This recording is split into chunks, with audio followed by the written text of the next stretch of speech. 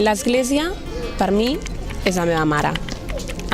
Jesucrist me la va donar perquè pogués estar-hi i pogués trobar en ella el pogués trobar en ell a dintre de l'Església. I per mi és com el cap on jo haig d'anar per poder... No sabria com explicar-t'ho. O sigui, per mi l'Església no és la institució on hi ha els sacerdots, els mossens, els cures i tota aquesta crítica que hi ha, no? Jo crec en Jesucrist o en Déu, però no crec en l'Església, no? És que no es pot separar Jesucrist de l'Església, perquè Jesucrist la va fundar, no? I llavors en ella és on trobes el teu descans, el teu repòs, no? A l'Església trobes a Jesucrist, al sagrari, no? Llavors jo quan tinc un problema m'apropo a l'Església, em poso de genolls davant del sagrari per descansar.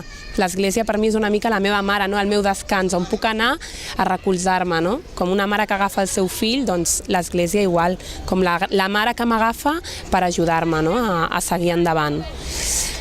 Doncs per mi la fe en Jesucrist és primer de tot un do i un regal que jo vaig tenir la sort de rebre quan vaig ser petita, des que vaig néixer, perquè he nascut en una família cristiana i l'he rebut des de petita.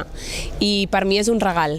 I no és només creure en idees, sinó que és creure i seguir una persona en concret, que és real, no? I és palpable.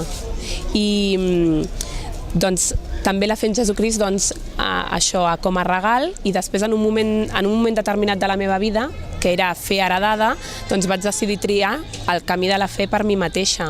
I per mi això, la fe és el regal que m'ha fet Déu, que m'ha fet canviar la vida en el sentit de viure sempre dedicada al que Déu em demana, no? I sé que la fe és el que em fa feliç, el que fa que tingui sentit la meva vida.